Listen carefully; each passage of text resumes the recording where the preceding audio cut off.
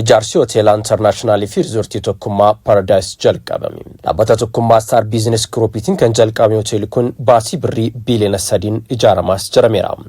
Bulchiinsa magaalaa Shaggar kutaa magaalaa Lagaxaafootti kan ijaaramu hoteelli tokkummaa International Paradise mul'ata qananii olaanaadhaan guutamee fi iddoo bashannanaa maatii fi aanteedhaaf ta'u ijaaruu akkaataa abbaan qabeenyaa fi hojii gaggeessaan olaanaan tokkummaa Star Business Group obbo Tokkummaa Fiixee ibsanitti jiru.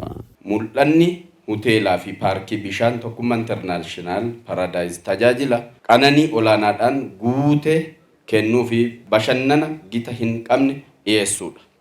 Waadaan keenya bakka maatiin hiriyoonnii fi imaltoonni walitti dhufanii yaadannoo gaarii uumuu danda'an uumuudha.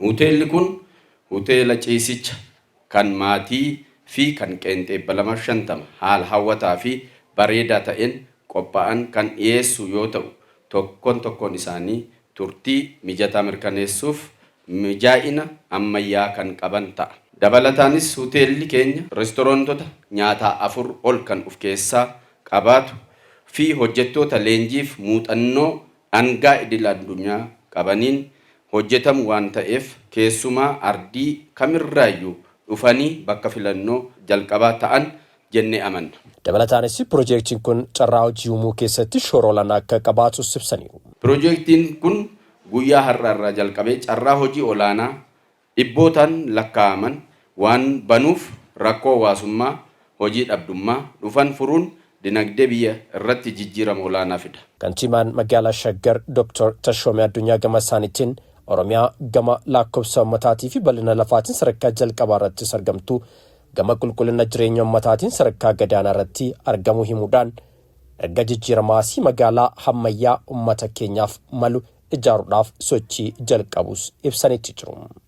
Oromiyaan lakkoofsa magaalaa ani olaallee sadarkaa biyyatti tokkoffaa yoo taateellee Oromiyaan bal'ina lafaan tokkoffaa yoo taateellee Oromiyaan lakkoofsa ummataatiin Itoophiyaa keessatti tokkoffaa yoo taateellee qulqullina jireenya ummata keenyaa yoo ilaallee sadarkaa biyya keessatti yoo ilaallu baay'ee gadi aanaarratti jira.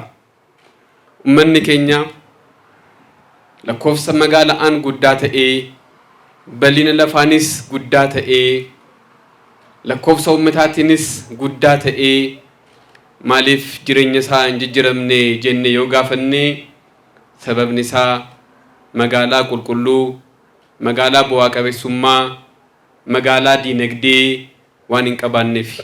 Magaalaan tokko magaalaa jedhamuudhaaf investimentii qabaachuun murteessaa ta'uu isaaniis Dr. Tashoomee Addunyaatti dabaluudhaan ibsaniiru.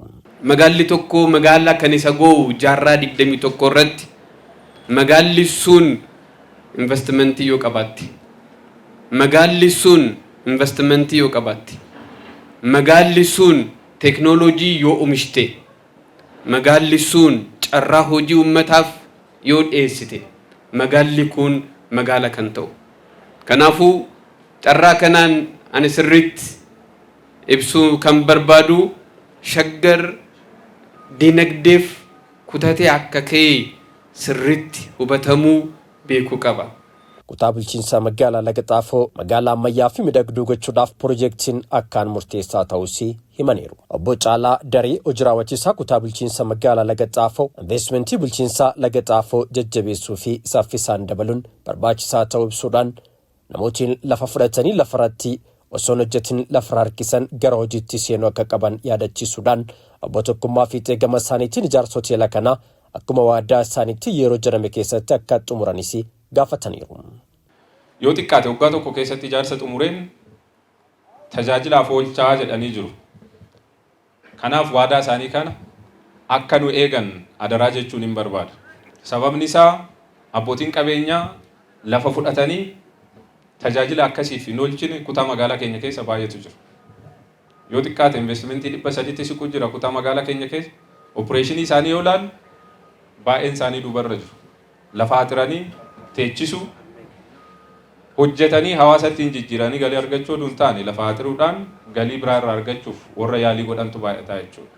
Kanaaf obbo Tokkummaan qaalii isaanii eeganii namoota kanaafillee fakkeenya akka ta'an Dheebuu kutaan magaalaa keenya tajaajila akkasirraa qabdu akka nu baasaniif ammas irra deebi'ee waadaa galtan akka nu eegdan adaraa jechuun hin barbaadaa jechuudha. Dhaabbanni tokkummaa Star Business Group dameewwan investimentii biyyaa keessatti shoora olaanaa gama dinagdeen baachuu irratti argamu cimsee akka itti fufuu ibsameera. Gama biraatiin ammoo sirna waliigaltee mallatteessuu ijaarsa warshaa sibiila tokkummaa abbaa qabeenyaa biyya Chaayinaa Wangaan wajjin taasifameera. Ijaarsi warshaa sibiilaa tokkummaa waggaatti sibiila miiliyoona 1 oomishuu kan danda'u akkasumas qorqorroo fi mismaara oomishuu akka danda'us obbo Tokkummaan himaniiru.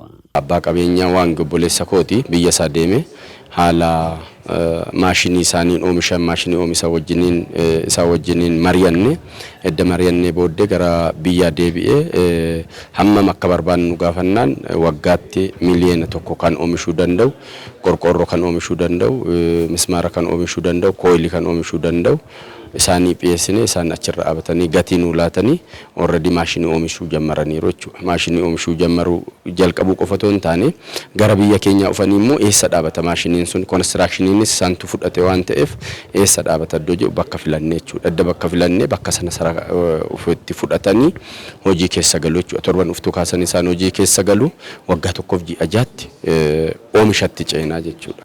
Obbo Tokkummaa fiixee dhalatanii kan guddatan Shaalixaa Aanaa Bakkoo Tibbeetti yoo ta'an maatii hiyyeessaarraa dhalatanii gufuuwwan jireenyaa hunda injifachuudhaan yeroo waggaa 21 caala keessatti zeeroo irraa kaaniin amma abbaa qabeenyaa biiliyoonaarasiin ta'anitti jiru.